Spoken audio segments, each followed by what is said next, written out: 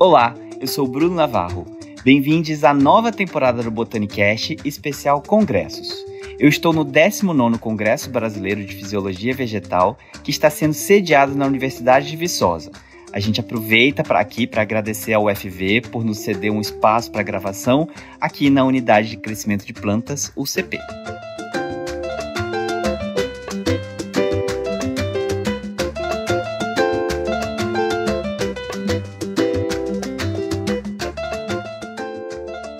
Hoje a conversa é séria e muito necessária. Vamos falar sobre equidade de gênero, raça e diversidade na ciência. Quando a gente fala de equidade, a ideia é simples: garantir que todo mundo tenha as mesmas chances, o mesmo respeito e o mesmo apoio, independentemente de quem seja. Mas para isso acontecer de verdade, a gente precisa olhar para desigualdades históricas e agir para corrigi-las. E por que discutir isso na academia? Porque a ciência precisa refletir a sociedade que ela serve. Quando só alguns grupos têm acesso ou voz, a gente perde conhecimento, perde inovação e, principalmente, perpetua exclusões. Nesse episódio, a gente recebe 3 convidadas incríveis que estão fazendo a diferença nesse debate. Letícia dos Anjos, da Universidade Federal do Ceará, Liliane de Camargos, da Unesp de Ilha Solteira, e Tanise Solsen, da Universidade Federal do Rio Grande. As 3 fazem parte do Núcleo de Equidade de Gênero e Raça na Fisiologia Vegetal, ligado à Sociedade Brasileira de Fisiologia Vegetal, e vão contar para a gente sobre os desafios, as conquistas e os caminhos para uma ciência mais justa, plural e transformadora. Fica com a gente porque esse papo é urgente e essencial. Primeiramente, gente, obrigado por aceitar o convite de conversar com a gente sobre esse tópico que é tão importante hoje em dia. E eu vou pedir para vocês, cada uma, se apresentarem e falarem um pouquinho da trajetória e da relação de vocês com o tema abordado. Olá, Bruno, muito obrigada pelo convite. A gente fica muito honrada de estar aqui conversando com vocês sobre esse tema tão importante, que é a equidade de gênero e raça na ciência. Eu sou professora na Universidade Federal do Ceará, no Departamento de Bioquímica e Biologia Molecular. Tenho doutorado em botânica, trabalho com fisiologia vegetal, ecofisiologia e metabolismo de plantas desde então. E nos últimos 2 anos é que eu comecei a me envolver e trabalhar mais nesse tema de equidade de gênero e raça na ciência. Uhum. As meninas vão contar também um pouquinho da história delas, mas todas nós iniciamos nesse movimento a partir do Fórum de Equidade de Gênero que ocorreu no último Congresso Brasileiro de Fisiologia Vegetal. O de Porto Alegre. Em Porto Alegre, exatamente. 2022. E a partir dali, nós formamos um grupo que acabou virando uma comissão e que acabou virando uma rede das mulheres cientistas de plantas no Brasil. Liliane? Bom, eu sou professora na Unesp de Ilha Solteira, né? Lá é uma faculdade de engenharia. Então, naturalmente, nós, mulheres, já somos minoria, né? Minoria política naquela instituição. E ao longo dos congressos de fisiologia, a gente vinha percebendo esse apagamento da figura das mulheres, principalmente como palestrantes, né? Desde 2018, na Faculdade de Engenharia, nós começamos a nos organizar como um núcleo de gênero e sexualidade, e isso acabou se refletindo para os congressos de fisiologia, né? Então, em 2019, a gente coloca essa questão no Congresso de Fisiologia e isso resulta no Fórum de 2022. Tanise? Olá, eu sou a Tanise, sou professora na Universidade Federal do Rio Grande, no Rio Grande do Sul. Eu integro a comissão como representante regional da região Sul desde 2022, quando a comissão foi criada. E eu atuo já há cerca de 12 anos como docente em universidades. E nesse período, essa questão da equidade de gênero, ela sempre foi um assunto que eu fui percebendo, que eu fui refletindo, mas nunca atuei nessa questão. Sempre me incomodou algumas questões de desigualdades, né? A gente vai discutir bastante hoje, mas eu sempre tive um olhar assim a evitar bancas somente compostas por homens, então promover essa diversidade, ajudar as minhas alunas a perceber essas questões, e tudo isso foi amadurecendo e eu recebi o convite para participar da comissão. Então esse convite ele veio num momento muito certeiro assim na minha vida e tem me ajudado também na minha atuação como docente, na minha atuação como orientadora, para também facilitar, né, essa jornada dessas nossas alunas que estão vindo. É sempre uma troca, né? Exatamente. Então não é uma coisa unilateral. Legal, já que vocês comentaram sobre um pouquinho da criação da comissão, vocês podem falar como que surgiu a iniciativa, assim, mais a fundo da criação da comissão, dentro especificamente da Sociedade Brasileira de Fisiologia Vegetal? Foi bem lembrado aqui pela Liliane, esse movimento, na verdade, ele começou em 2019, do Congresso em 2019 em Cuiabá. Olha, então é um anterior ao de Porto Alegre, né? Na reunião da Sociedade Brasileira de Fisiologia Vegetal, quando começou a se discutir qual seria a composição da nova gestão, da nova diretoria, foi levantado por algumas mulheres a falta de representatividade feminina na diretoria. E isso foi só um comentário, mas esse comentário reverberou. Em 2022, 2 anos depois, no congresso seguinte em Porto Alegre, nós trouxemos o fórum. Houve essa sugestão de fazer um fórum sobre a participação das mulheres na fisiologia vegetal. E ali a gente começou a levantar alguns dados e percebemos que o tema era realmente muito importante. Lembrando também que no último congresso em Porto Alegre, também começou o movimento da comissão organizadora procurando uma maior representatividade de palestrantes. De palestrantes mulheres. Isso, mulheres. Eu me lembro que em Cuiabá, entre as mulheres, foi muito discutido essa questão. Tinha um número realmente pequeno, assim, de palestrantes mulheres. E em Porto Alegre já teve esse movimento de tentar, né? A comissão organizadora, e me parece que foi uma proporção de 40%, né? Naquele congresso que nós tivemos, de palestrantes mulheres. E no anterior, vocês lembram? Todos os anos anteriores foi menos de 25%. Caraca, é uma diferença muito pronunciada. Sim, só foi diferente em 2022 porque a gente começou a levantar essa discussão, né? E por isso foi diferente esse ano também. Mas em todos os outros anos, quase 30 anos de sociedade, né? Todos os congressos organizados, foi no máximo, não chegou a 25%. Quando teve mulheres palestrantes. Esse ano, agora, a gente está falando aqui direto de Viçosa, a gente está na... Qual edição é essa? Da 19ª. 19ª edição do Congresso Brasileiro de Fisiologia Vegetal. Esse ano tem 50-50. Não, esse ano estamos com 35% de representatividade feminina. Nossa, então caiu em relação ao último ano. Sim, era 40%, mas alguns dias antes do Congresso, algumas congressistas cancelaram por motivos diversos. Tínhamos, por exemplo, a Tamar Winterberg, que viria de Israel, não pôde vir por motivos da guerra, né? E isso reduziu essa porcentagem para 35%. Cara, mas isso também é uma coisa também para deixar alerta que ainda é super válida, né? Sempre é válida a discussão, né? Então sim, tem muito para caminhar. 40% está ótimo em relação ao que era antes, historicamente, mas ainda não é o que queremos ver. Exato. E lembrando que na abertura do evento foi feito comentário que a maior porcentagem de participantes era de mulheres. Sim, é de mulheres. De participantes inscritas no evento. Então foi um ponto que foi destacado. Me arrepio de ouvir, gente, esses números, porque acho que quando a gente também coloca em números, a academia entende bem. Então a palestra da Letícia foi ontem, dentro da programação, e aí a primeira coisa que eu li na sua palestra foi o modelo que vocês apresentaram, que é um modelo em cima de dados. E aí, para isso, para o cientista, ele presta atenção naquilo, né? Então, ele começa a falar, tá bom, tô entendendo de onde vem a ligação com esse tipo de discussão, quando deveria ser mais natural essa discussão, levantada mais naturalmente. Exatamente, Bruno. Esse foi o nosso desafio, né? Nós nos empenhamos muito nesse último mês para conseguir colocar uma análise desses dados, né? O questionário era sobre percepção, mas apresentar para os participantes do congresso realmente dados, né? Gráficos, figuras, correlações. Então, realmente com esse viés acadêmico. Perfeito. A gente vai falar um pouquinho mais desse formulário um pouquinho mais para frente. Liliane.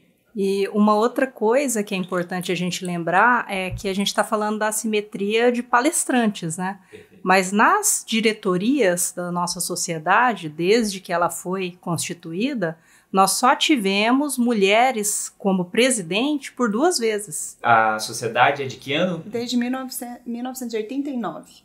Então tem 35 anos. Então, em todos os outros momentos, as mulheres estiveram presentes como secretárias, como tesoureiras, mas nunca ocupando presidência.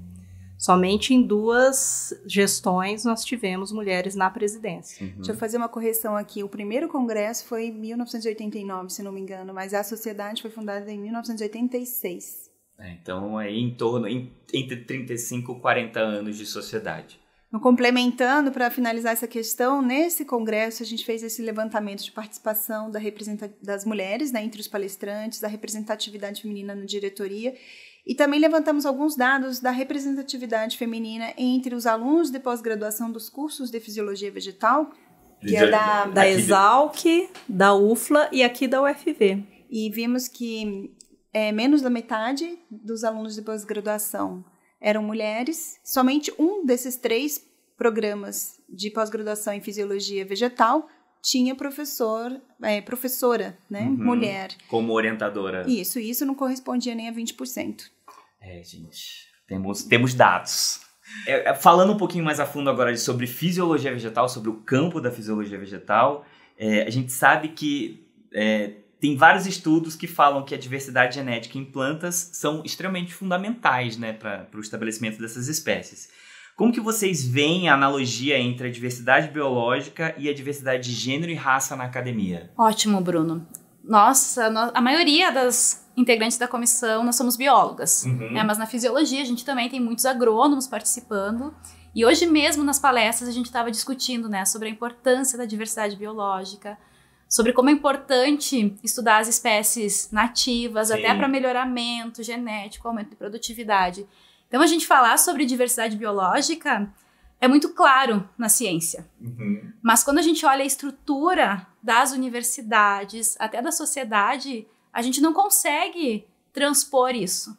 A gente não consegue enxergar que o maior número de mulheres, mulheres negras, mulheres pardas, indígenas, diferentes grupos raciais e também de homens, né, desses grupos sociais, vai estar associado com produtividade. E a gente tem dados na literatura, até vou aproveitar para divulgar o nosso Instagram. Opa, por favor. Bruno, ontem nós tivemos um aumento expressivo. Ai, que super ótimo. expressivo, estamos muito felizes. Que ótimo. Então, já vou fazer a propaganda para o pessoal seguir o nosso perfil, @BNWPS_SBFV. Maravilha. A gente vai fazer uma postagem no Instagram e vamos mencionar o perfil de vocês. Vamos compartilhar. Então, essas letrinhas todas, né, do nosso perfil no Instagram são a sigla da nossa rede de mulheres, do Brazilian Network of Women in Plant Science, _ né, da Sociedade Brasileira de Fisiologia Vegetal. Perfeito. Exato. E no nosso perfil, a gente fez ao longo desse ano, né, de atuação, vários posts informativos. Então, a nossa ideia era preparar o nosso público para esses temas que a gente abordou no questionário. E todas essas postagens, a gente sempre trouxe dados de artigos científicos. E isso é muito claro na literatura, associado com equidade de gênero, nesses temas. Que a maior diversidade, ela está associada com uma maior produtividade. Então, se a gente vê claramente na natureza, né? Eu trabalho com serviços ecossistêmicos. E nós temos muito claro essa relação, que uma maior diversidade de árvores está associada com uma maior capacidade de estocar carbono, tanto na biomassa como no solo. Perfeito. Como que a gente não consegue ver que diferentes cabeças pensantes, diferentes histórias de vida, diferentes abordagens vai ajudar as relações pessoais, na gestão de pessoas e, consequentemente, na produtividade? Então, quanto mais rico, mais diverso for o ambiente de trabalho, mais diferente ele vai ser e tende a ser mais produtivo.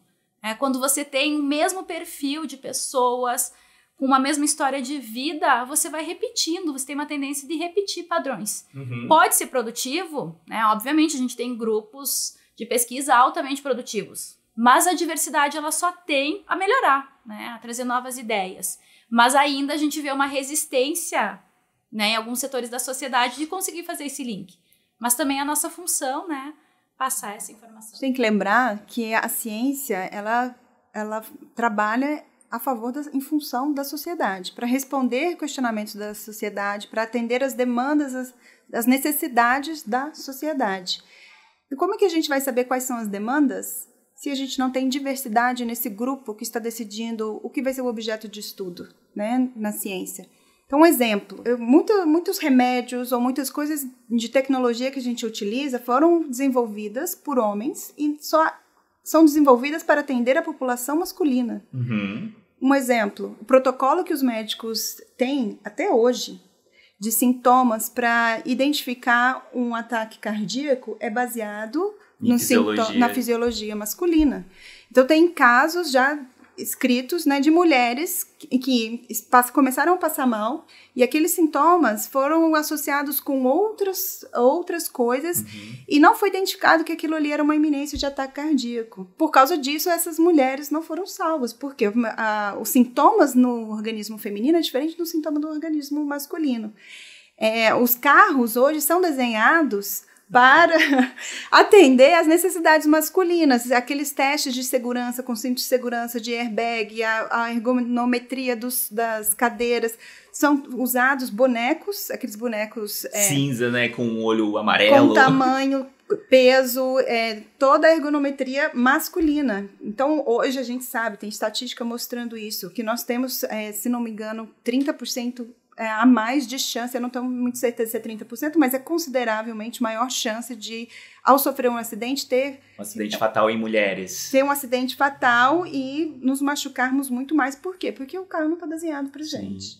Eu acho que talvez outro exemplo, vocês me corrijam se eu estiver errado, mas anticoncepcional como contraceptivo exclusivamente para mulheres.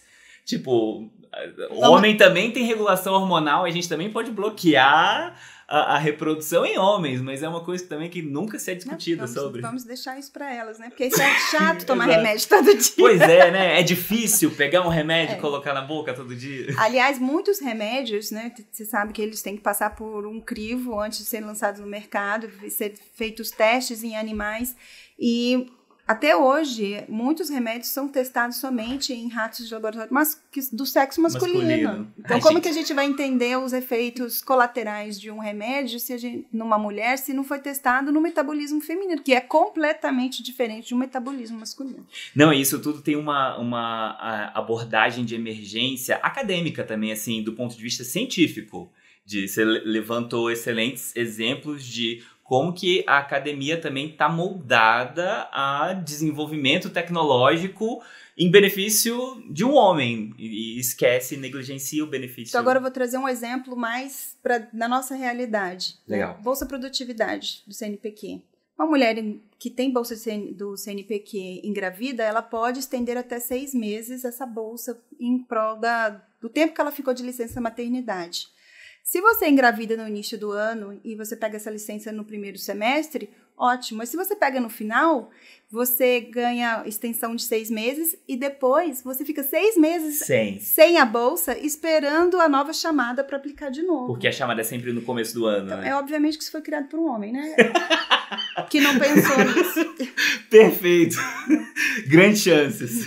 Então, assim, a intenção foi boa, mas ele não entendeu qual é a demanda feminina. Eu tenho certeza que se essa política tivesse sido sugerida por uma mulher, ela teria pensado nesse detalhe. Sim, sim. Por conta disso, muitas mulheres com bolsa de produtividade hoje preferem não pedir esses 6 meses de extensão e não alterar, para não ficar 6 meses sem bolsa. Às vezes ela tem a chance de aumentar o nível da bolsa, mas ela prefere evitar para não ficar depois 6 meses sem bolsa. Para a gente ter uma ideia, né, a regulamentação da licença maternidade na pós-graduação, ela só aconteceu esse ano.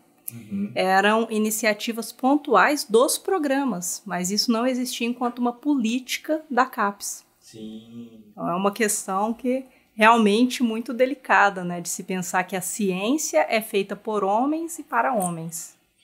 Nesse quesito, eu tenho uma pergunta também de curiosidade, que tem um desbalanço entre o tempo que se é dedicado em licença maternidade para mulher e o tempo que é dedicado para um homem, né? Tipo, para um homem são dias ou semanas. São 14 dias úteis. Então, e aí fica nessa coisa como se o homem também não tivesse a participação garantida dentro do início ali da criação da criança. Tem né? muito conceito que o pai ajuda. Você usou um termo ontem que foi contribui.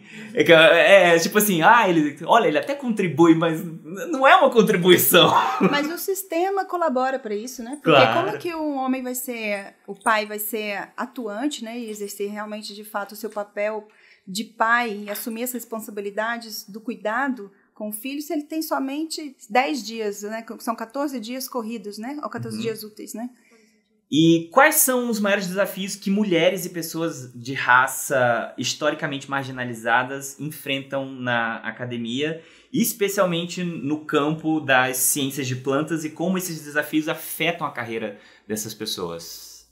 Bom, como a gente estava colocando, né, a universidade, que é principalmente onde se faz ciência, se a gente pensar no nosso país, ela foi pensada por homens e para homens, né, e homens brancos. Então, os dados que a Letícia trouxe ontem mostrou, né, que dentro da nossa amostra, que não é uma amostra desprezível, né, uma amostra significativa das plant science, nós temos pessoas brancas constituindo essa sociedade. Então, se a gente pensar, né, que os grupos marginalizados, mulheres, pessoas negras ou pardas, né, não estavam dentro da universidade até então, A universidade não foi um lugar pensado para essas pessoas. Não foi um lugar pensado, né? As mulheres, elas estão batalhando por espaço já há alguns anos, mas para a gente ter uma noção, o aumento de representatividade de pessoas negras nos cursos de graduação se inicia há 10 anos atrás, com a implementação das políticas de reserva de vagas. E nós ainda não temos políticas de reserva de vagas na pós-graduação em concursos públicos para pessoas negras, né, as famosas cotas. Se a gente pensar, né, na unidade onde eu estou, por exemplo, que é uma faculdade de engenharia, nós temos departamentos que só têm homens. Assim como é o departamento de fisiologia vegetal aqui da Federal de Viçosa, né, de onde nós estamos falando hoje. Como esses homens, se eles não abrirem um pouco, né, a sua maneira de ver o mundo, vão pensar políticas voltadas para mulheres, né? Vão pensar que a maneira de produzir, que a maneira de fazer ciência é diferente. Se, por exemplo, uma vez por mês a gente menstrua, a gente tem cólica. Então a gente está falando de gravidez e do período, né, pós-gestacional, do pós-parto, mas a gente não pensa, por exemplo, né, em questões mais básicas, né, em questões cotidianas.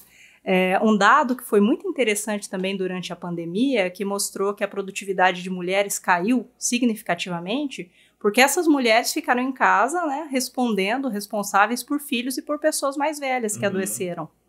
Então, para os homens, ficar em casa aumentou a sua produtividade, porque eles tiveram mais tempo para se dedicarem, para as mulheres isso impactou negativamente. Você fala durante o período da pandemia? O período da pandemia de Covid-19, né? Diversos artigos mostraram esses dados, né? A gente pode depois mencionar Tem no dados Instagram. sobre isso, o Parenting Science levantou dados sobre isso, muito interessantes, e vocês podem achar esses dados no site do Parenting Science. Tem tanto uma cartilha lá com informação muito bem acessível para qualquer tipo de público, como também tem os artigos científicos mostrando isso. Legal. E fazendo um paralelo, né, a fisiologia vegetal está dentro do grupo que vulgarmente a gente chama de ciência dura, né? Então, a experimentação em fisiologia vegetal envolve você estabelecer, né, cuidar de planta, ter um cuidado. E planta, ela não sabe que é fim de semana, ela não sabe que é feriado. E aí, se você tem um filho, uma criança ou um idoso que depende de você, esse cuidado, né, é afetada. Então, isso gradativamente contribui para aquele dado que a Letícia mostrou ontem, né? E para isso que foi dito na abertura do Congresso. Nós estamos aqui em maioria, mas quem é essa maioria? São as alunas. E quantas de nós vão chegar a cargos de docente ou de pesquisadoras? E quantas dessas docentes e pesquisadoras vão conseguir se credenciar numa pós-graduação e subir na carreira, né? A ascensão na carreira, conquistar uma bolsa PQ? E a gente está fazendo um recorte muito sutil. Se a gente for para um recorte de raça, a coisa piora muito, porque nós ainda não temos pesquisadores negros em número formados, pesquisadores e pesquisadoras, né, para compor essa amostra significativamente. Dentro da fisiologia vegetal. Dentro da fisiologia vegetal, dentro de outras áreas da ciência também. Isso que você disse no começo de a forma como a academia foi pensada e por quem ela foi pensada, realmente acho que é o reflexo mais duro que a gente tem atualmente de como que as pessoas mudam, a academia mudou, felizmente, mas é tão estruturado, é tão enraizado esse sistema que é difícil romper essa barreira que deveria ser uma coisa tão mais natural, né? E, assim, para as questões de raça, né, e de sexualidade, por exemplo, a gente já tem tipificação penal, né? Racismo é crime, homofobia é crime. Violência contra a mulher já é sutil você caracterizar como crime, porque depende da pessoa oferecer uma denúncia, passar por uma revitimização, né, ser constrangida em um processo qualquer que ele seja. Sim. Então, agressores de mulheres, assediadores, eles estão entre nós e eles se perpetuam nesses espaços de poder. Claro, né? Então, a sociedade muda. Eles meio que se ajudam, né? Eles se ajudam, o corporativismo é fortíssimo. Né? Um exemplo disso, somente em 2018 é que foi incorporado a Lei Maria da Penha de que a violência psicológica à mulher é crime. Olha... Então, é muito recente. O assédio, as pessoas têm dificuldade até de reconhecer e entender o que é assédio moral. E quando eu digo as pessoas, os assediadores e as próprias assediadas, que têm dificuldade de compreender que aquilo que elas estão sofrendo ali é crime. Fazendo uma adição, os nossos dados apresentados ontem, eles também destacaram essa questão do assédio. Quando nós perguntamos se você já havia sofrido um assédio moral ou sexual, a maioria dos nossos participantes respondeu que não. A nossa maior porcentagem foi que não. Comparando homens e mulheres, a porcentagem de mulheres ela foi maior do que homens, tanto para moral como para sexual. Mas quando nós perguntamos se você conhece alguém que sofreu assédio moral ou sexual, a porcentagem de pessoas que responderam sim foi maior quando a gente respondeu se você já havia sofrido assédio. Então, a gente vai naquela discussão, né? As pessoas percebem que é assédio quando um amigo, um colega seu conta uma situação, né? E às vezes a gente até diz, você está sofrendo assédio, você sofreu um assédio moral, sexual, mas quando é conosco, quando nós somos as vítimas, a gente às vezes tem maior negligencia, né? Tem dificuldade de reconhecer por diversos aspectos, né? Culturais, estruturais. Então, os nossos dados do questionário também, nós tivemos um olhar sobre essas questões de assédio e foi um ponto que nos chamou bastante atenção. Assim, é duro falar isso, a gente que é da academia, mas é uma marca, do meu ponto assim, de vista, negativa da academia, que é a questão de assédio. A academia é um lugar, assim, que o assédio como o Liliane falou, corporativo, né? Tipo assim, é segurado corporativamente. E é muito difícil a gente sair dessa amarra e dessa percepção de não, é porque doutorado não é fácil fazer doutorado. Então, essa pessoa tá me pressionando um pouquinho mais para ver se eu rendo um pouquinho mais. Qual que é o limite disso? Então, isso são coisas que são ditas comuns dentro da academia, infelizmente. Mas, infelizmente, isso causa danos a longo prazo horrorosos, né? Pois é, será que não está na hora da gente repensar essa estrutura da pós-graduação? Com certeza. E aí, nesse sentido, eu emendo com uma das primeiras perguntas que você nos fez, né? Que é importante ter isso em dados, em números. Sim, é importante, porque nós estamos conversando com uma comunidade acadêmica, científica, então a gente precisa de dados, precisa de resultados estatísticos. Correlações multivariadas. Para convencer, né? E agora nós estamos tendo, né? Nós estamos tendo Bacana. Isso. Vou conectar já com a próxima pergunta, que é sobre quais as principais conquistas que a comissão alcançou até agora para promover essa discussão dentro da comunidade de fisiologia vegetal e ciências de plantas. E aí uma coisa que a gente tem falado bastante é sobre esse questionário que vocês fizeram. Então, se vocês puderem explicar um pouquinho o objetivo do questionário, o que é o questionário, acho que seria bacana também. Bom, eu diria que as principais conquistas que a gente obteve nesses 2 anos de atuação, primeiro foi uma maior união entre as pesquisadoras, fisiologistas vegetais no Brasil. E não só entre as fisiologistas, entre as cientistas de plantas, porque nós conseguimos aproximar as mulheres, não só da fisiologia vegetal, como estamos também diminuindo a distância entre as fisiologistas e as botânicas, com agora o apoio das sociedades de botânica do Brasil e da Sociedade de Botânica de São Paulo. Então, eu acho que essa foi a maior conquista. E a partir daí, a gente vem tentando promover mais o trabalho das cientistas, mostrando o que elas estão fazendo, aumentando o networking e, dessa forma, dando espaço para que elas possam crescer. Uma segunda conquista foi obter dados estatísticos, numéricos sobre tudo isso que a gente está falando, que são coisas que a gente já sente na pele, né? E você falou aí, enquanto pós-graduando, o que ele sente de assédio. A gente pode falar um pouco do que a gente sente quanto mulher. Então, pessoas negras, pessoas de cor podem também falar o que sentem. E agora a gente está tendo isso em números. E a gente obteve isso através de um questionário que a gente aplicou. Inicialmente, a gente restringiu essa pesquisa aos associados das sociedades de fisiologia vegetal e as sociedades de botânica.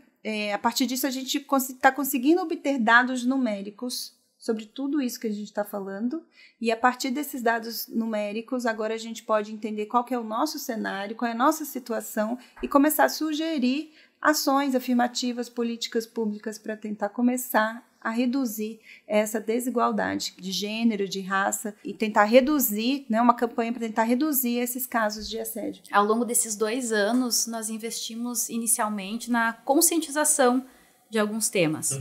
Então, nós fizemos um trabalho muito interessante de apresentar esses temas antes de lançar o questionário. E durante as mais diferentes atividades que nós fizemos, né, nós temos a campanha Relatos Femininos, onde nós trouxemos várias pesquisadoras para contar sua história, trouxemos dados sobre representatividade de mulheres negras, pardas, indígenas. Nós tivemos muitas vezes um retorno, principalmente por mensagens no Instagram, de várias pessoas que nos seguem, comentando assim, nossa, eu me senti representada. Eu nunca tinha me sentido representada, né, na ciência. Então foram vários relatos em vários posts que a gente fez, que para mim tem sido, né, um dos principais retornos da nossa comissão. Então, a gente vai fazendo esse trabalho, né, que às vezes ele parece pequeno, às vezes a gente fica, não aumentamos o número de seguidores, né? Porque, afinal, é tudo número pra gente, né? Fazer o questionário, analisar o questionário, ele faz parte da nossa atuação como cientistas. Nós somos cientistas, né? Foi um desafio, que somos mais acostumadas a medir plantas, né? Então, ter dados de plantas, e agora a gente tinha outro tipo de dado, mas ele é natural a nossa formação como cientista. Então, fazíamos as discussões dos dados, olhava tendências, relações, correlações, segregação e multivariada. Ficávamos muito entusiasmadas, né, que a nossa análise nós estávamos conseguindo mostrar os resultados, e depois a gente fazia a abordagem daí da questão social. Mas esse retorno de casos individuais, né, a Letícia pode falar mais que de ontem, assim, do número de jovens pesquisadoras, de professoras que nos procuraram ontem, do movimento que a palestra causou no stand da Sociedade Brasileira, né? Nós fizemos alguns materiais de divulgação, a procura desses materiais. Nós também fizemos camisetas para nos representar e uma procura enorme, as pessoas querendo comprar a camiseta, dessa questão de se sentir representada. Sim, que é vestir literalmente a camisa do time. Então, quando eu vejo isso, e principalmente de jovens pesquisadoras, é a principal conquista nesses 2 anos de atuação. Legal. Eu fui lá procurar vocês depois da palestra e realmente estava um grupo grande de pessoas ali na frente conversando com vocês. Foi bem bacana a interação. Depois da palestra, assim, teve não só jovens pesquisadoras, como pesquisadoras sêniores também procurando e ao relatar, emocionadas, né? Elas chegam a ficar emocionadas, chegam a chorar, a contar a sua história e de felicidade por finalmente sentirem que estão tendo voz. Isso diz pra gente que o trabalho que nós estamos fazendo é muito importante. Com certeza. E eu percebi isso também por ouvir um congresso, e claro que eu tenho conversado sobre metabolismo, sobre fisiologia, mas as pessoas têm me abordado muito mais por causa deste tema. E eu falo, nossa, então o meu papel aqui realmente é muito mais importante do que eu estava imaginando. Trending topic em plant science, né? Então é legal ver isso também, desse envolvimento, do engajamento das pessoas. E nós gostaríamos de agradecer à sociedade que nos deu todo apoio nesses 2 anos. A sociedade foi nessa gestão que a comissão foi formada, e em todas as nossas ações nós tivemos apoio da diretoria. Perfeito. Então gostaríamos de manifestar aqui nosso agradecimento. Todas as nossas ações, assim, sempre elas foram conversadas com a sociedade e sempre eles nos apoiaram. Isso também foi muito importante, né, para o sucesso da nossa comissão e para a continuidade, né? Isso é um projeto, é uma comissão que ela deve permanecer e irá permanecer nas próximas gestões. Tem um termo que a gente tem discutido aqui nos bastidores, quando eu fui abordar vocês, que a gente conversou um pouquinho, que é institucionalização. Isso que acho que é um termo que a gente vai falar um pouquinho mais. Eu já emendo na próxima pergunta, que é para a gente falar um pouquinho de quais que seriam as principais estratégias para as instituições acadêmicas e científicas adotar um ambiente mais inclusivo e diversificado. A questão é exatamente o termo que você usou, Bruno, né? Institucionalizar. Se a gente não colocar no organograma das instituições, isso a Sociedade Brasileira de Fisiologia Vegetal começa a fazer, criando a comissão, né, como parte da sua organização, os temas eles se perdem, né? Então a gente precisa que a questão seja institucionalizada. Na Unesp, né, na instituição onde eu estou, na última gestão reitoral, que está se encerrando agora, foi criada uma coordenadoria, né, de diversidade e inclusão. E a gente percebe que após a criação da CAAD, né, essas ações elas passam realmente a serem aplicadas. Então, hoje a CAAD oferece cursos, né, curso de introdução a direitos humanos, de LGBTQ-fobia, de racismo, e a partir, né, das últimas contratações de docentes e técnicos, esses cursos passaram a ser obrigatórios para quem está em estágio probatório.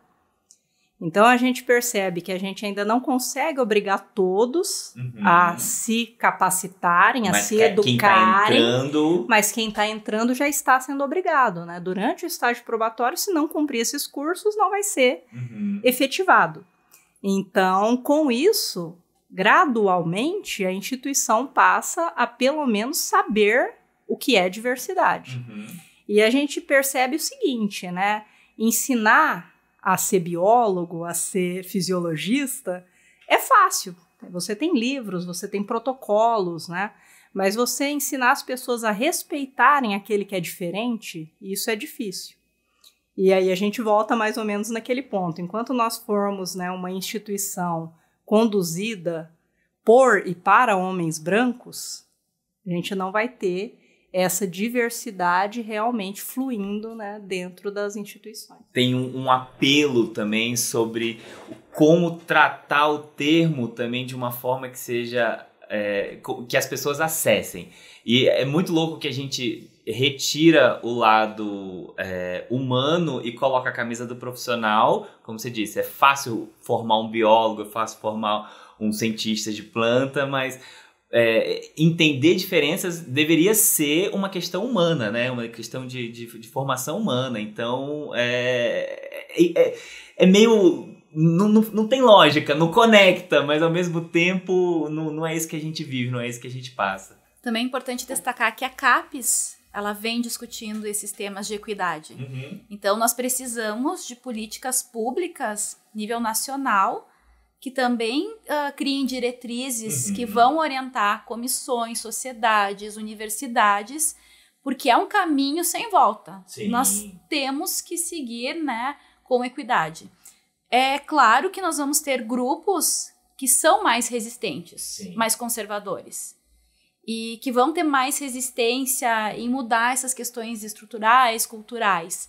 Mas a gente não pode focar nesse grupo de pessoas. Né? Tem uma geração que está vindo, nós temos que fazer a universidade para todos, estar abertos.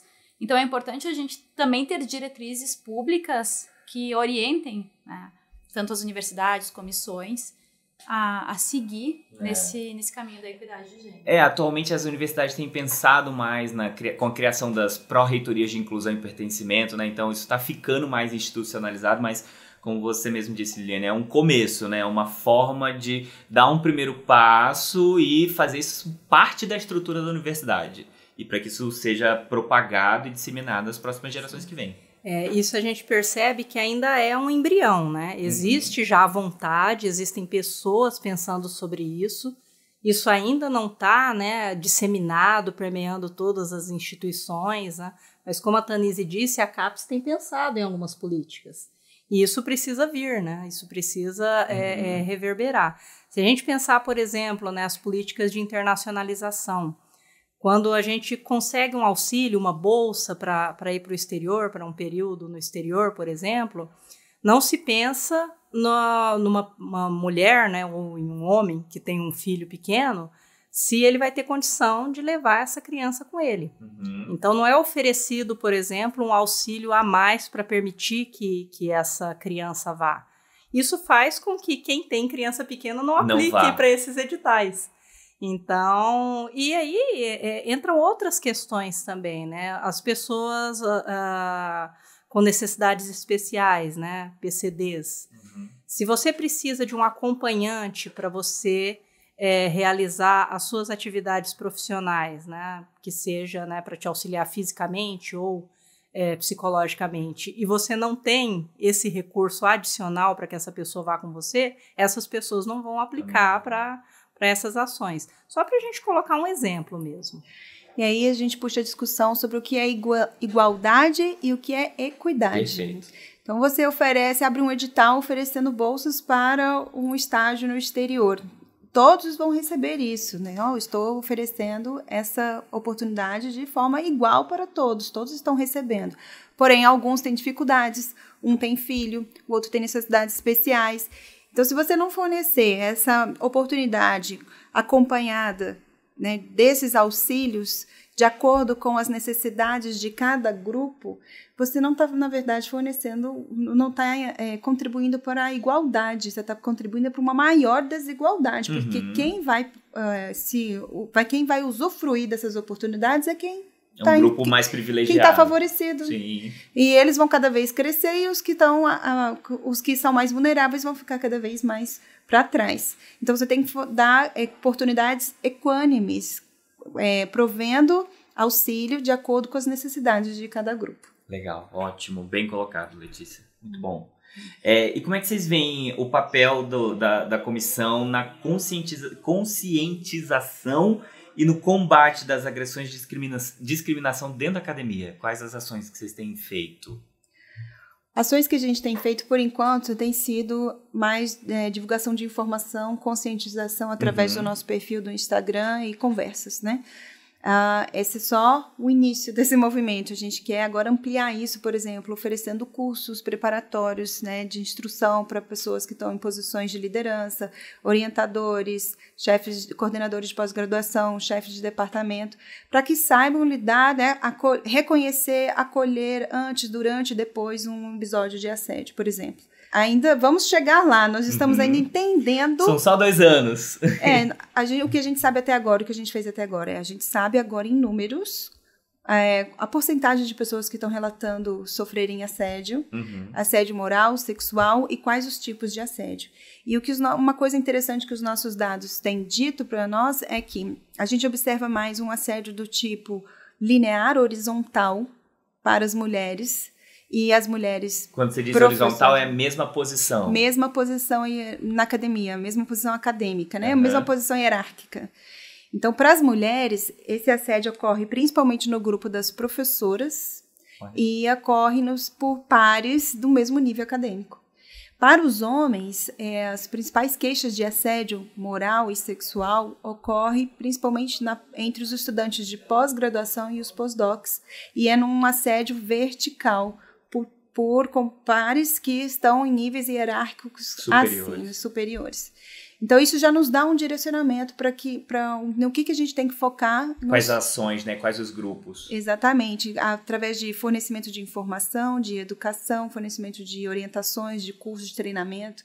Então, agora a gente tem, né, a gente sabe aonde focar. Temos uma direção agora. Perfeito. Nós temos um grande desafio, né?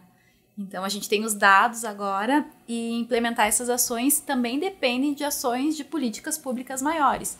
Então, a gente enxerga que, nesse momento, os associados, os participantes do Congresso conseguiram identificar, nos conheceram, talvez identificaram situações de assédio, se viram representados naqueles dados e tenhamos ajudado essas pessoas a também lutar contra essas condições. E eu acho que um ponto principal, né, esse dado da pós-graduação, ele nos chamou muita atenção. Nós ficamos muito preocupadas quando a gente conseguiu identificar essa relação entre pós-graduação, principalmente em homens pardos, né, essa questão do assédio, de discriminação de gênero. E um ponto que a gente vem discutindo é sobre a estrutura da pós-graduação.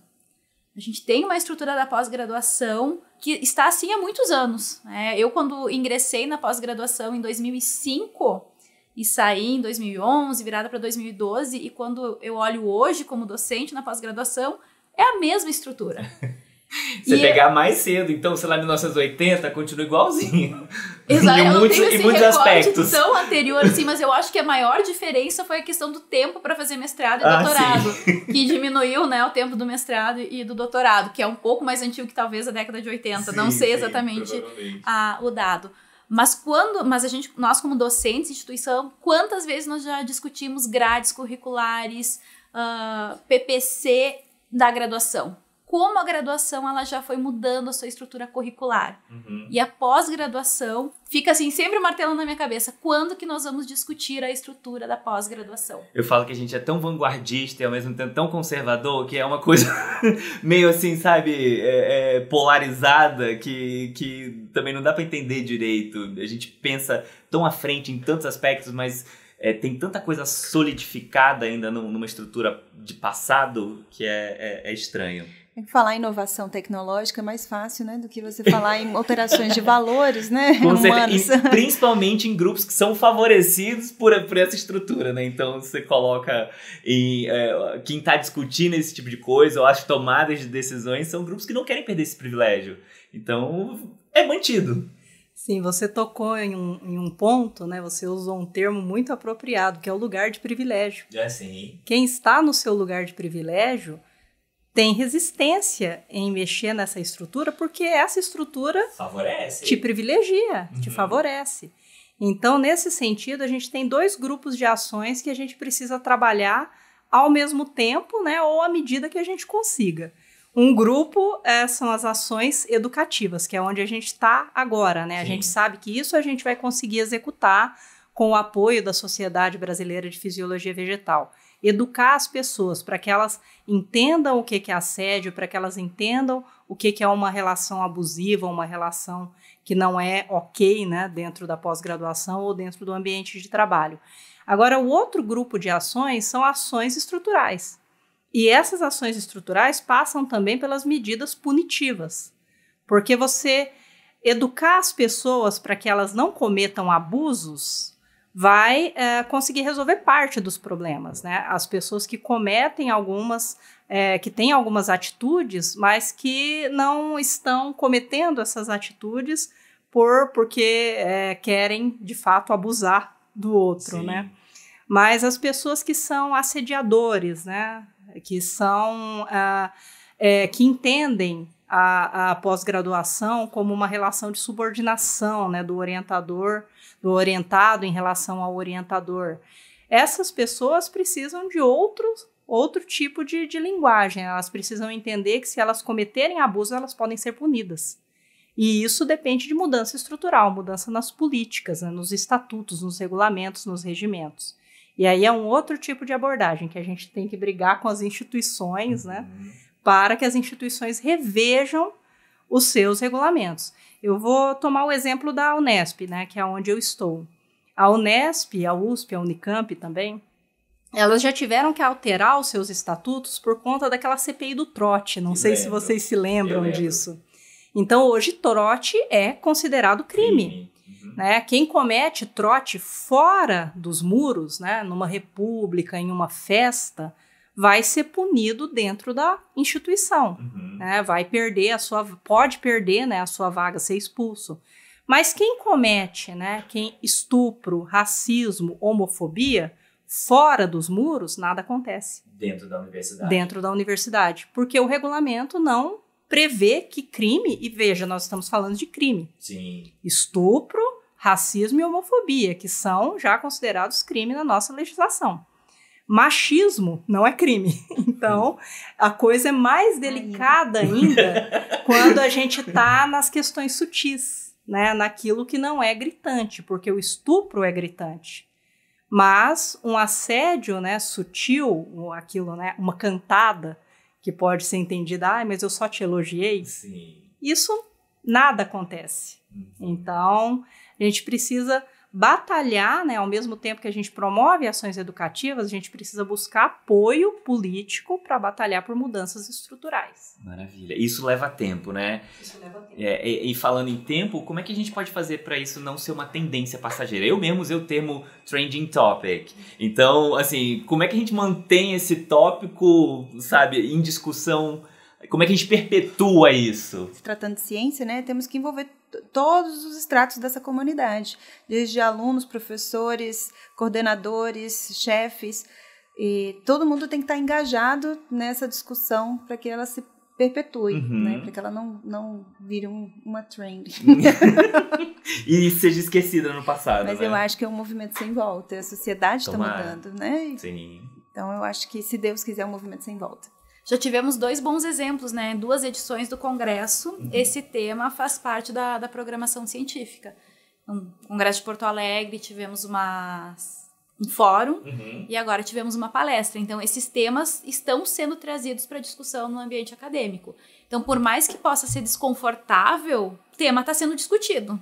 Então, vai gerar desconforto. Tem que gerar o desconforto para que as mudanças ocorram. E tem que fazer parte de uma política das sociedades, né? A Sociedade Botânica de São Paulo, a Sociedade Botânica do Brasil, a Sociedade Brasileira de Fisiologia, não pode ser uma ação pontual. Claro. Nós temos que envolver mais pesquisadoras, mais estudantes, não deixar que esse movimento que começou agora no Congresso, após o Congresso, ele comece a perder, né, o engajamento. Então, hoje, né, após a palestra, a gente está com sucesso, né? Nós estamos vendo o sucesso, muita gente querendo participar dos nossos grupos, das nossas redes sociais, mas manter essas pessoas integrando, participativas. Legal. E isso é um desafio, né? Eu e a Letícia, nós trabalhamos mais diretamente no nosso Instagram e muitas vezes nós comentamos como era difícil. Somos professoras em universidade. Nossa Senhora. Então, temos esse desafio, né? Foi realmente muito difícil, né? Um momento de desabafo. Gerenciar o Instagram, manter o Instagram ativo, porque não é só criar um perfil e nunca mais postar nada. Exato. E acompanhar, ver o que dá certo, o que não dá certo, sem saber fazer ainda, né, gente? Sem ser especialista nisso. E dando aula. Né, tendo todas as disciplinas em graduação, pós-graduação, orientando temas que não são sobre o questionário, escrevendo artigos, então publicando todas essas funções que nós temos como docente, né, todos os pesquisadores têm, e mais essa ação, né, a comissão, o Instagram. Então, em alguns momentos a gente se sente sobrecarregada e cansada, mas a gente tem essa consciência que agora, né, que temos que dar continuidade. E envolver mais pessoas, né? Falamos sobre a diversidade, então quanto mais pessoas integrarem a nossa comissão, mais pessoas diferentes, diferentes regiões do país, com diferentes histórias, a gente acha que a gente vai alcançar mais pessoas e vai conseguir, né, fazer melhores ações. Como não deixar esse movimento se perder, né? Eu acho que a chave para isso está na infância. Olha. A gente precisa trabalhar essas questões com as crianças principalmente, né, ensino médio, mas principalmente com as crianças. Ali é que a gente vai garantir que esse movimento se perpetue nas próximas gerações, para que a gente tenha uma próxima geração com uma mentalidade diferente. Então, todos os trabalhos de extensão que envolvem levar essa conscientização de equidade de gênero, de igualdade de gênero, de raça, de atrair mais meninas para ciências duras, né, ciência e tecnologia, tudo isso tem um significado muito grande para que esse movimento não se perca no meio do caminho. Perfeito, boa. Já que a gente está falando em envolver, né, em engajar as pessoas, como é que a gente também engaja esses recortes assim, mais privilegiados, como, por exemplo, homens ou grupos historicamente privilegiados numa discussão sobre equidade? Aqui, essa é uma pergunta que ela tem um tom, aquele tom chato educativo, tipo, vou educar mais um homem a não ser machista, sabe? Aquela coisa assim que é bem cansativa, mas acho que tem uma discussão por trás que é realmente como fazer com que essas pessoas também, esses grupos, se envolvam. Essa eu queria que eu escutar de vocês, que são homens, pra então, dizer. Perfeito, Letícia.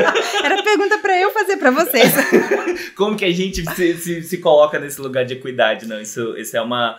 É algo que eu, dentro do meu recorte, como a gente já falou muito aqui, eu sou um grupo privilegiado.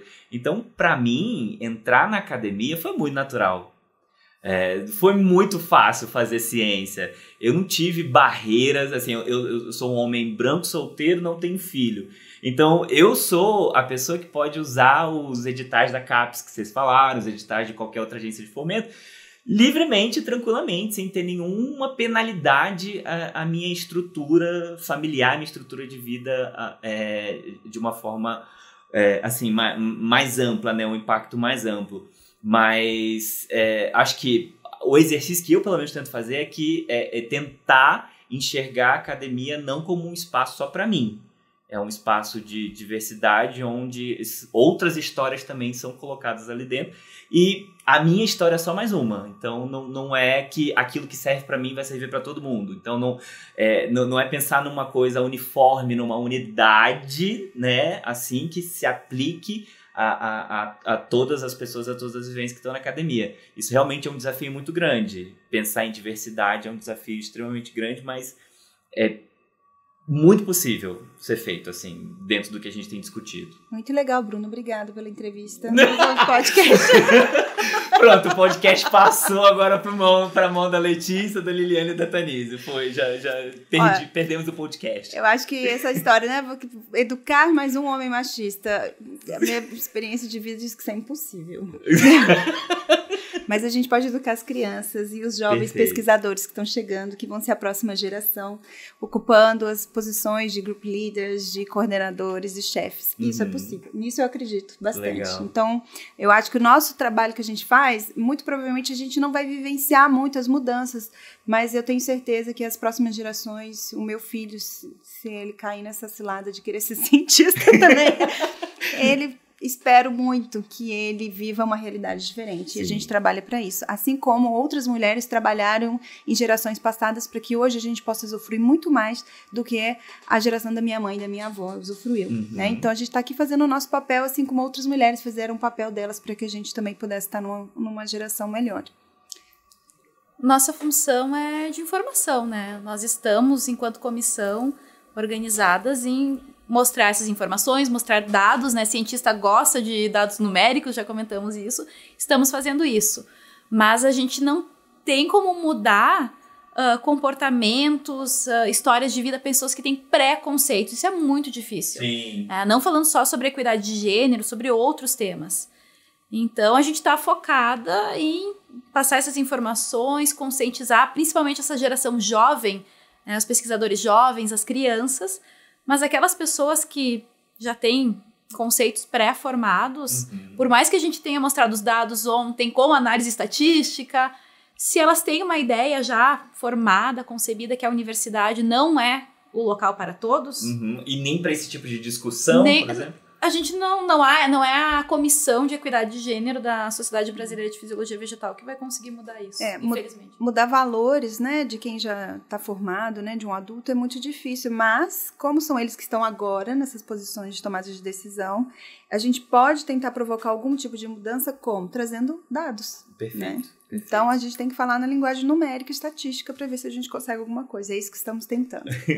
Eu tenho uma amiga muito querida que uma vez ela virou para mim e falou assim: Bruno, porque sempre foi um pavor muito grande pra mim eu ser chamado ou apontado como seu machista. Então, essa minha amiga muito querida, ela uma vez falou pra mim, virou pra mim e falou: Bruno, o primeiro passo pra você lutar contra o machismo ou contra o racismo é você se reconhecer dessa forma. Você criar consciência sobre os seus atos ou sobre o seu recorte, que inconscientemente você é colocado nesses locais, e você perceber o que fundamentou os seus valores, por exemplo. A partir daí, você começa a fazer essa caminhadazinha de reconstrução e de questionamento em cima do que era ou não é um valor dentro da sua vida. Perfeito. Pode começar, então, pela conscientização das piadinhas sexistas, né? Opa! Que são tão comuns, né? E começar a observar, porque isso afeta demais, gente. Vocês não têm noção que isso afeta uma mulher, uma pessoa negra, uma pessoa com orientação sexual diferente daquilo tido como heteronormativo. Então, começa por aí, né? Eu acho que é um bom ponto de partida. É um exercício. A gente da academia, a gente ama um exercício. Bora exercitar, gente. Então, vamos repensar piadinhas sexistas. Vamos agora para uma parte assim, mais também que eu gostaria de ouvir uma opinião de vocês três sobre esses aspectos. Vamos começar sobre vocês compartilhando um pouco de histórias ou experiências que possam ilustrar a importância do trabalho da equidade de gênero e raça dentro da academia. Podem ser histórias pessoais ou que vocês tenham convivido. Como que a gente pode discutir um pouquinho sobre esse tópico? O número de mulheres que tem chegado para mim para dizer: nossa, muito obrigado por trazer essa questão em pauta, por estar discutindo sobre isso, por trazer esses dados. Mulheres que escrevem por e-mail, por WhatsApp, mulheres que chegam até mim com lágrimas nos olhos ao contar a história delas. Eu acho que eu resumiria nisso, sabe? Legal. Um adendo, eu não sei vocês duas, mas você é mãe, eu tenho certeza, Liliane e Tanise. Não, eu não. Eu me identifico com você, Bruno, só no gênero feminino. Eu sou uma mulher branca, sem filhos, que tenho todos os privilégios sociais, mas, complementando a pergunta anterior, a gente tem que ter consciência de classe. Claro. Então, a gente não tá sozinho nesse mundo. Então, eu sempre converso assim, com as minhas amigas, com a minha família, que eu teria o perfil para ser aquela pessoa que não está preocupada com questões sociais, pela minha história de formação. Então, estudei sempre em colégio particular, também não tive essa dificuldade de acessar a universidade, era um caminho normal. Terminar a universidade e seguir na pós-graduação também foi um caminho normal, natural da minha vida, mas as pessoas têm diferentes condições de acesso de vida, e isso é uma coisa que me preocupa muito. E já caindo nessa pergunta, estar na comissão e seguir na comissão é pelas minhas alunas. Quando as minhas alunas me dizem assim, eu vou terminar a graduação e eu acho que eu não vou fazer mestrado porque, prof, eu quero ser mãe, quero ter um filho. E eu digo, mas não, você pode. Pode ser os dois, né? Pode, você tem que ter o direito de poder fazer as duas coisas. Não é porque eu não tive filhos, não vou ficar contando história pessoal, enfim, aqui, mas foi uma opção em determinado momento da minha vida que você seguir na pós-graduação, na carreira acadêmica, obriga a mulher a não ter filhos, né? É uma pré-condição, apesar dos nossos dados terem nos mostrado isso, que a maior porcentagem de mulheres e homens não tem filhos. E os dados de literatura têm mostrado o adiamento da maternidade, principalmente para mulheres. Dentro da academia ou de forma geral? Dentro da academia. E que eu quero que essa geração que está vindo seja mais fácil esse caminho. Então, eu comento com a Letícia, assim, a gente fez o trabalho, eu trabalho com restauração também. E eu disse, a gente fez a parte mais difícil, assim, que foi limpar, digamos assim, o terreno agora. Então vamos deixar... Roçaram lá o campo. Exato, roçamos o campo. Então vamos deixar agora essa vegetação, né? Restaurar, regenerar naturalmente. Então agora colher esses frutos, por mais que a gente tenha consciência, né? Que serão frutos pequenos que a gente vai ir colhendo ao longo da nossa trajetória. Eu tenho talvez uma história um pouquinho diferente das duas, né? Eu tenho uma filha que vai completar 24 anos agora em janeiro. A minha criança já é uma mulher. E eu compactuo com a Tanise no sentido de que o trabalho que eu faço, né, é para que as meninas que chegam agora não passem por coisas que eu passei. Aí me desculpa que talvez eu me emocione um pouco. Então, para mim, quando eu olho para trás, eu não entendo como eu cheguei aqui. E eu deixei ela na creche com 1 mês e meio. E se eu não tivesse, né, tido a sorte de ter um orientador que, embora homem, foi muito compreensivo, né, uma pessoa com quem eu tenho contato e uma relação muito boa até hoje, eu não teria concluído o mestrado. E se o meu orientador do doutorado não tivesse tido a sensibilidade, quando eu fui pedir para ele que eu queria fazer o meu experimento na minha cidade de origem, eu fiz o doutorado na Unicamp e eu conduzi o experimento em Três Lagoas, Mato Grosso do Sul, na UFMS. Porque lá eu teria o suporte dos meus pais, para pelo menos quando eu precisasse, né, eles me apoiarem de alguma forma. Porque durante o mestrado eu não tive isso, eu estava praticamente sozinha. Mas eu tenho certeza que a minha filha, né, ela já tem uma outra maneira de ver o mundo. Ela não se sentiu abandonada em nenhum momento, né? Ela valoriza muito o que eu faço e quem eu sou. Mas eu sei também que isso impactou a vida dela de formas, né, talvez não tão favoráveis em alguns momentos. Né? Não ter a mãe ou não ter uma pessoa, né, uma figura que oferecesse segurança em alguns momentos, porque eu não estava lá. Então, quando eu penso nisso, né, o trabalho que eu faço é pensando que quem vem depois de mim precisa encontrar um terreno mais fértil, mais bem preparado, né, que já esteja, pelo menos, né, calçado, né, que não tenha tantos buracos, tantos obstáculos.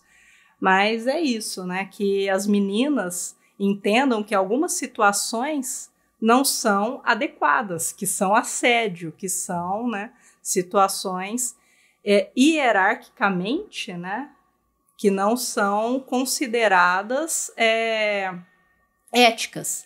Então, é um trabalho educativo, é um trabalho de conscientização. É aí que a gente, né, enquanto professoras, a gente tem a oportunidade de formar pessoas críticas, e aí não só as mulheres, os homens, né?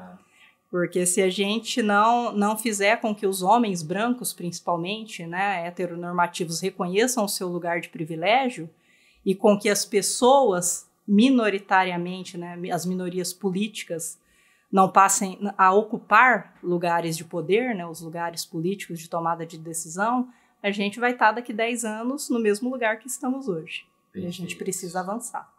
Bacana. Agora falando um pouquinho de futuro, como é que vocês veem o tema de equidade de gênero numa perspectiva futura dentro das ciências de plantas? Eu acho que é uma tendência sem volta também. Opa. Né? A gente observa isso lá fora, em vários países, esse movimento está acontecendo em várias instituições de pesquisa, está acontecendo já também em algumas revistas. Então, é um movimento sem volta. Como eu disse, eu acho que a gente está engatinhando em relação a vários outros países. E eu acho que não tem volta.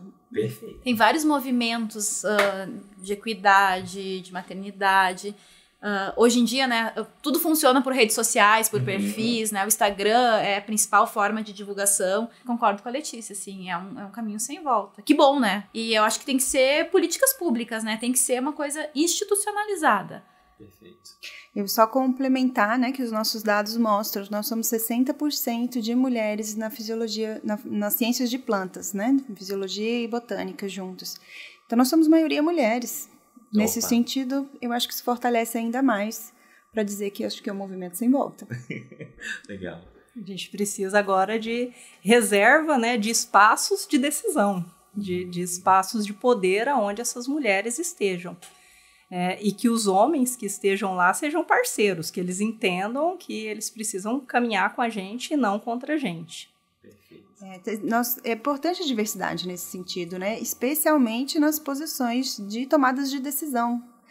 Porque só tendo mulheres ali para entender quais são as necessidades que essas mulheres precisam, para criar um ambiente que atenda às necessidades das mulheres. É necessário ter pessoas negras nessas posições de tomadas de decisão, porque só elas podem dizer o que os pesquisadores negros, indígenas, né, precisam, quais são as necessidades que eles precisam e atendê-los para que eles também possam prosperar. Né?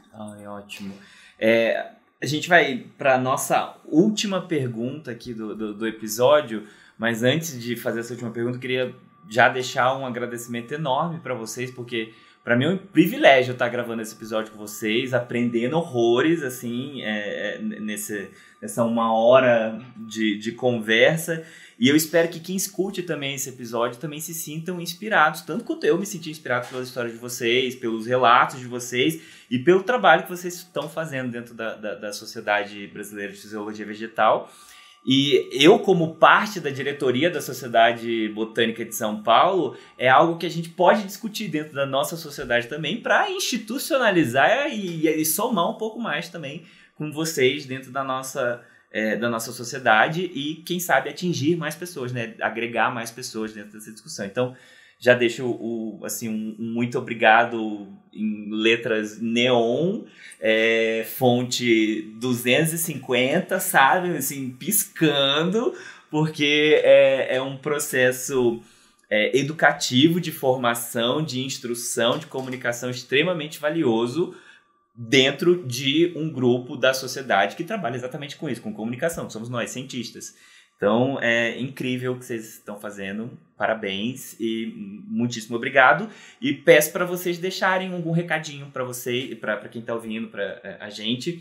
A gente costuma fazer uma analogia de o que a Letícia, a Liliane e a Tanise da iniciação científica, o que vocês falariam para a Letícia, a Liliane e a Tanise da iniciação científica hoje em dia, se tivesse a oportunidade de encontrar ela aqui agora, sim, aquela versão de vocês, fala assim... Deixa eu te dar um conselho, gata. Eu falaria assim pra Letícia lá de trás, falou assim, muito obrigada, você foi muito forte por ter aguentado tantas coisas. E em honra, em homenagem à sua força, hoje eu quero fazer diferente. Perfeito. Eu sempre digo aos meus orientandos, sejam mulheres ou homens, o processo é difícil. Fazer ciência não é um processo fácil. Você vai ter dificuldades, mas se começa a fazer mal para você em termos de saúde, o processo tem alguma coisa errada. Precisa repensar. Precisa repensar. Então, eu sempre digo para eles, eu estou aqui, né, estou para ajudar, não vou lhe dizer que vai ser fácil, que você não vai precisar estudar, mas se começar a fazer muito mal para sua saúde, vamos rever. Então, ter essa consciência... talvez eu não teria sofrido tanto no processo, então, e persistir. Eu acho que as meninas pegaram o gancho, né? Vou nesse mesmo sentido, não desistir, né? E a gente precisa se unir. Os iguais precisam caminhar juntos. E aí a gente pode colocar como iguais não só as mulheres, né? Mas os grupos minoritariamente... as minorias políticas, né? Porque nós somos maioria numérica. Sim, aí a gente estava falando de somos, exatamente. Exato. Nós somos maioria numérica, mas não temos esse reconhecimento nos lugares de tomada de decisão. Então, se eu, na minha iniciação científica, tivesse uma pessoa como eu, de hoje, perto de mim, várias coisas que eu passei eu não teria passado. Então, nesse processo, né, a gente sempre conversa sobre isso também, nosso trabalho é também um trabalho de cura, né? A gente trabalha para que quem vem depois de nós não encontre condições tão desfavoráveis e nesse processo a gente se resolve também, né? A gente cuida da nossa... Da versão da iniciação científica. Da nossa versão da iniciação científica. Transformar a dor, a raiva, né? Exatamente. Em ação para o bem. Exatamente. Eu fico muito feliz quando eu vejo, né, as minhas alunas conquistando coisas que eu não tive. Né? Porque uma das coisas que eu percebo ao longo da minha trajetória é que algumas oportunidades me foram tiradas porque eu fui mãe muito cedo. Então, eu tive que optar por fazer coisas que estavam ao meu alcance enquanto eu conseguia dar suporte para minha filha. Mas eu acho que esse sentimento da Liliane é sentido em qualquer idade, em qualquer momento. Né? Ela sentiu isso mais cedo, então eu sinto isso também. Eu fui mãe mais tarde, com 38 anos, iniciando a minha carreira como professora. Naquele momento ali, eu senti que eu estava ficando para trás, né? Isso a gente só começa a recuperar isso depois. Os dados científicos mostram, né? A gente só começa a recuperar a nossa produtividade científica 4, 5 anos após o nascimento do filho. E esses efeitos são sentidos até 20 anos depois. Nossa, perfeito, gente. Obrigado de novo pela participação de vocês. Foi um papo excelente.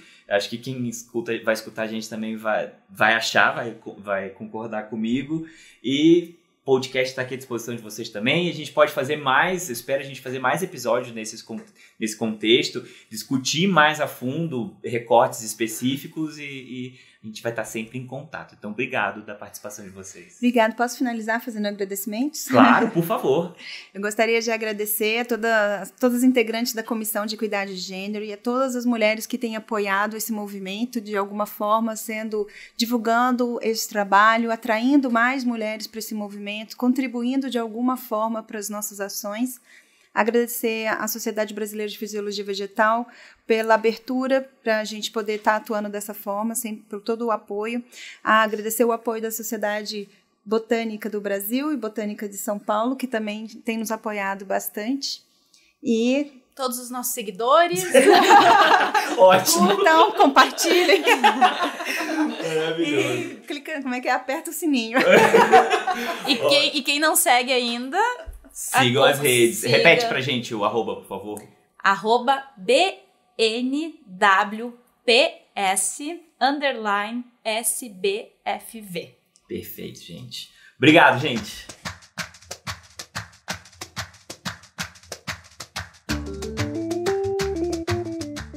Ficou com alguma dúvida? Tem algum interesse sobre algum tema ligado à botânica? Manda um e-mail pra gente. obotanicast@gmail.com. Não deixe também de seguir a gente no Instagram, @obotanicast. Esse projeto é apoiado pela Sociedade Botânica de São Paulo, que também está lá nas redes como @Sociedade Botânica SP. Até o próximo. Esse episódio contou com a edição de áudio de Leandro Oliveira, Fernanda Mendes e Gabriel Quintão.